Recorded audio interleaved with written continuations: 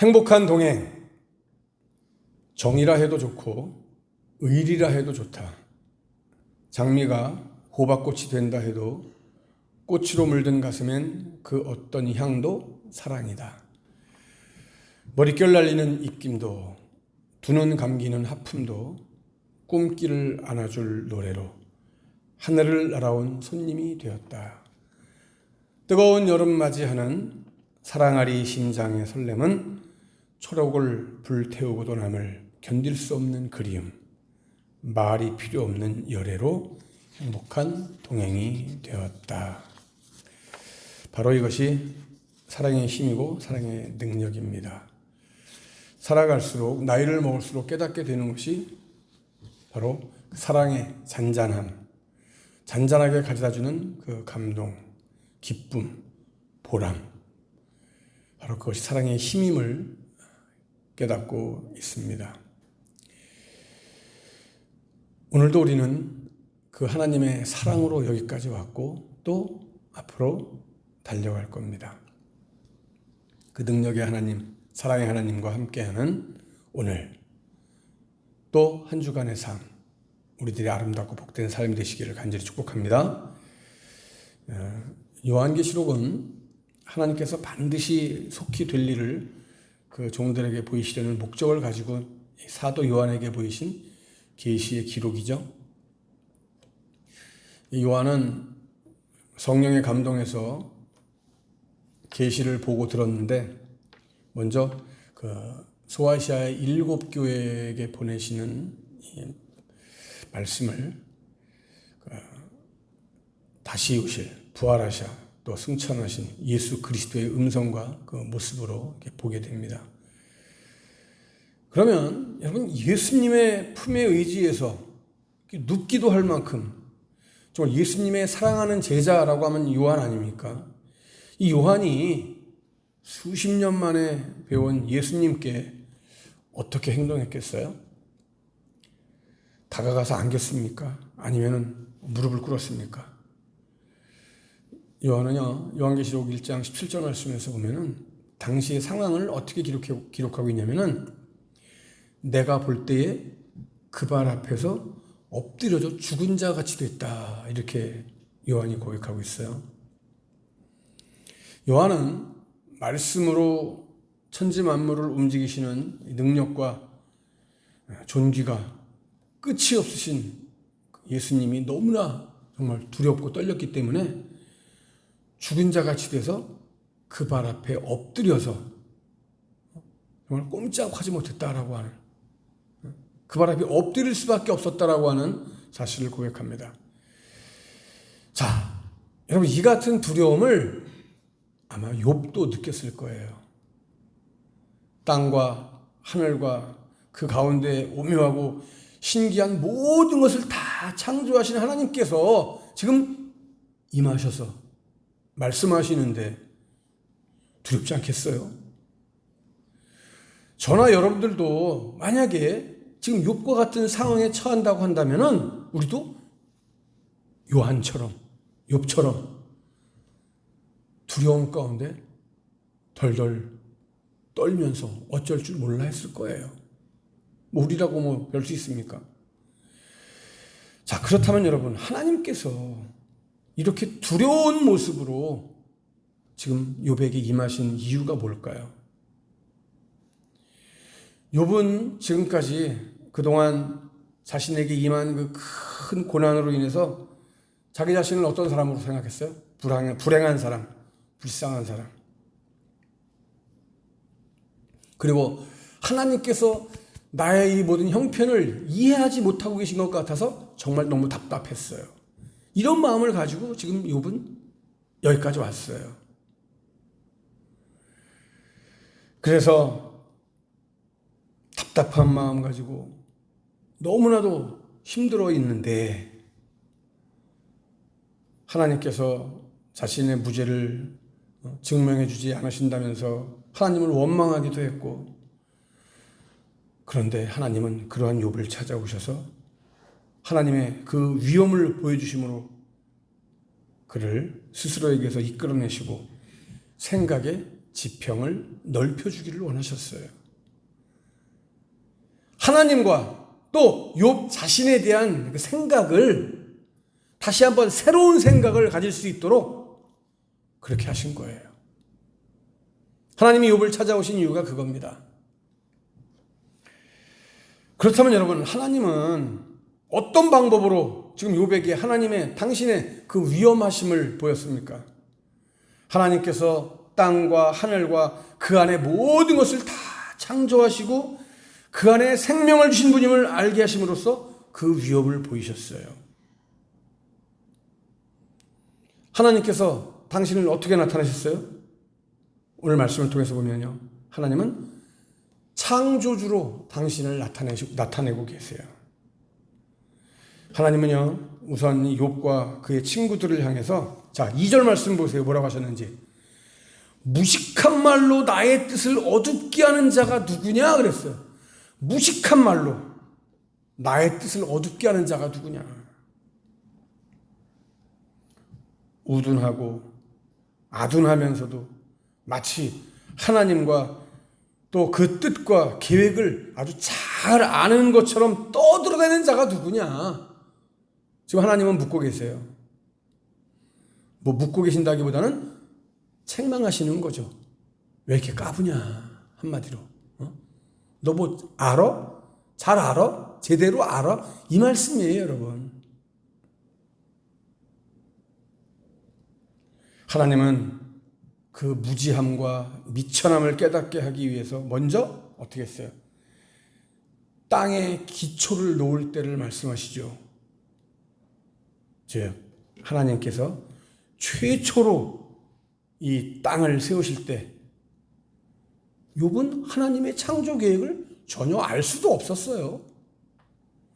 창조의 작업에 동참하지도 않았잖아요. 다시 말하면 그때의 욥은 존재하지도 않았어요. 그런 존재가 어떻게 하나님께서 하시는 그 모든 일, 그리고 그 뜻에 이의를 단다? 토를 단다? 참, 이거 뭔가 잘못돼도 한참 잘못된 거잖아요. 그러면서 하나님은 이어서 5절 6절에서 뭐라고 말씀하세요?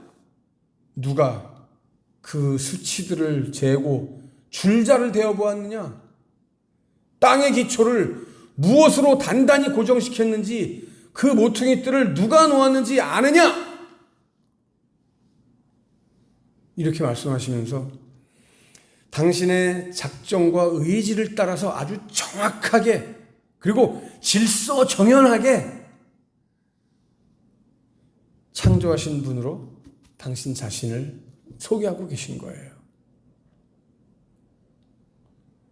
또한 모든 기초를 세우신 분, 지구를 우주 공간에 달아놓으신 능력의 하나님으로 소개하고 있어요. 이처럼 하나님께서는 건축자처럼 이 땅을 창조하실 때 곧 지구의 모퉁이 돌이 놓여졌을 때 하늘의 천군과 천사들을 의미하는 이 새벽별들이 하나님을 찬양했다라고 지금 말씀하고 있어요. 자, 이에 비해서 욥 그리고 우리 모든 인간은 하나님의 창조에 어떤 역할도 하지 못한 존재들이에요. 우린 구경도 못한 사람들이잖아요. 그런데 도리어 아무것도 아닌 그런 인간들이 하나님께서 창조하신 그 땅을 어떻게 만들고 있어요? 오염시키고 있단 말이에요. 하나님께서 주신 생명을 스스로 포기하고 있단 말이에요. 아니, 파괴하고 있는 거죠.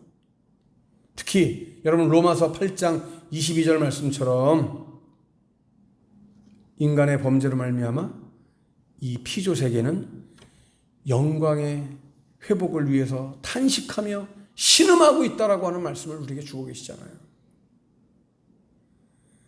이 땅 위에 살고 있는 사람들은 하나님을 정말 망령되이 말할 것이 아니라 하나님께서 주신 땅을 정말 감사함으로 받고 온전히 우린 청지기로서 맡은 사명을 다해서 감당하고 보존할 수 있는 이러한 일을 우리가 해야 된다 이 말이죠. 그게 우리의 역할이란 말이에요.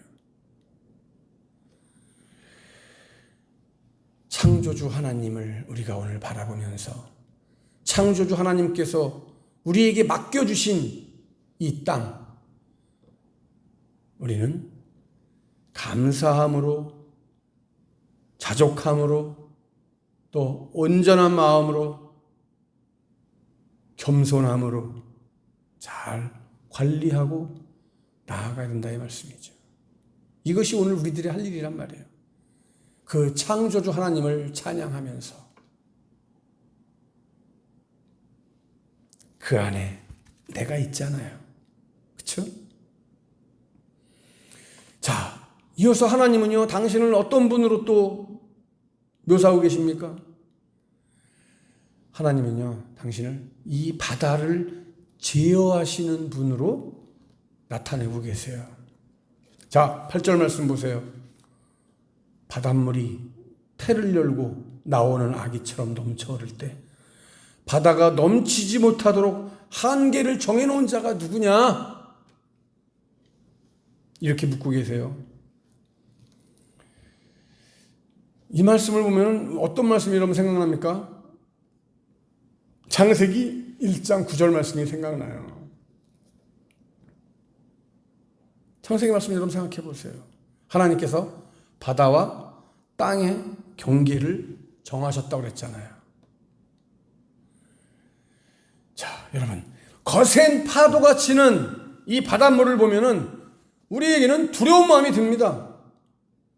태풍이나 지진으로 인한 해일을 직접 경험해보지 못한 사람은 우리가 뭐 실감이 잘 안 나지만 우리는 뭐 뉴스를 통해서나 TV 화면을 통해서나 봤습니다만은, 야, 정말 근데 그 화면만 봐도요, 그 두려움이 정말 엄청날 것 같아요. 여러분 보셨죠? 그거? 여러분, 그 바닷물을 누가 제어할 수 있어요? 사람이 어떻게 막을 수 있어요? 안 돼요. 야, 정말 무서워요. 무시무시해요. 그 쓸어가는 모습 보셨죠, 여러분? 그런데 하나님은요, 내가 구름으로 그 옷을 만들고 그 어둠으로 그 강보를 만들고 계한을 정해서 문과 빗장을 베풀었다라고 말씀하고 있어요. 다시 말하면 이게 무슨 말이에요? 바다도 하나님께 속해서 하나님의 지배를 받는다라고 하는 말씀이에요. 여러분 대단한 말씀이죠. 바다도 하나님께 속해 있다. 바다도 하나님의 지배를 받는다. 하나님의 통치를 받는다. 하나님께서 바닷물을 향해서 야, 너 여기까지 넘어오지 마. 가만히 있어.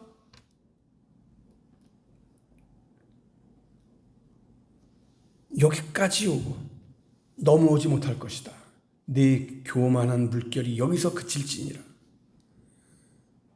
가만히 있어. 그러면 바다가 순종한다는 말씀이에요. 참 만화 영화 같은 얘기 아닙니까? 우리는 여기서 또 누가 생각납니까, 여러분? 폭풍이 일어나는 그 갈릴리 바다를 향해서 잠잠하라, 고요해라 라고 명령하셨던 예수님의 모습 생각나죠? 여러분, 이때 어떤 일이 벌어졌어요? 제자들은 그 풍랑이는 뱃속에서 나 죽네 사람 살려 삶을 포기하고 있는 그 시점에서 예수님의 그 한마디, 잠잠하라, 고요하라, 이 한마디에 거친 바다가 잔잔해졌어요. 어떻게? 예수님이 말씀하시니. 이 모습을 보고 있던 제자들은 야, 바람과 바다도 순종하는 그 예수님을 바라볼 때 어떤 마음이 들겠어요? 와, 두렵다. 경외심이 저절로 솟아나는 거 아니겠습니까? 사랑하는 여러분, 오늘 우리도 마찬가지입니다. 이 세상을 향하신, 우리 교회를 향하신, 나를 향하신 그 하나님의 역사하심을 여러분 바라보면서 우리 안에 진정한 하나님을 향한 경외함이 넘쳐날 수 있기를 바랍니다. 그리고 하나님의 그 능력에 나 자신을 온전히 맡겨드리고 오직 하나님만 의뢰하며 의지하며 붙들고 나아갈 수 있는, 무엇보다 하나님의 말씀에 붙들려서 순종함으로만 나아갈 수 있는 우리가 되어진다면 그 능력의 하나님, 바로 이 시대 오늘을 살아가는 나의 하나님이 되실 줄로 믿습니다. 이 능력의 하나님 붙잡고 한 주간도 승리의 길을 걸어가는 저와 여러분 다 될 수 있기를 주님의 이름으로 간절히 축복합니다.